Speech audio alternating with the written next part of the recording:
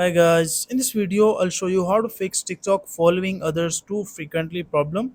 So you can face this issue like when you have created an account and you try to follow other people or like any other account from the comments, or like I want to follow this person, so you're not able to do it. As you can see, I have followed the person and it has added into my following list.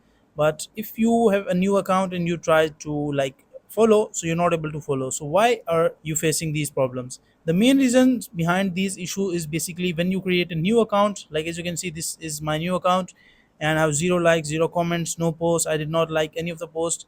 If you have created a new account, you won't be able to like, or like you won't be able to follow anybody from your TikTok account, as this is some kind of privacy layer added by the TikTok officials. If you try to like the video, if you try to follow, if you try to comment, so nothing will be visible to any of the audience which is like already using the TikTok. So if you want to fix this issue, what you can do is just make sure to change your username. As you can see, I have added a username as well.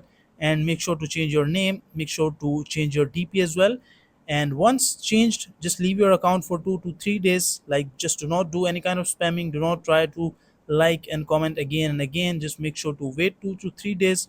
After that, just log into your account again, and once logged in, your issue will be automatically fixed. But if you keep spamming and trying like again and again to log in, or liking, or like any kind of like following, just to increase the followers or just to increase the following list, you won't like, your account will be flagged as spam and you won't be able to solve your problem for at least a week or 2 weeks. So make sure, do not try any kind of spamming and your issue will be fixed. Now make sure to like the video and subscribe to the channel if you find this video useful.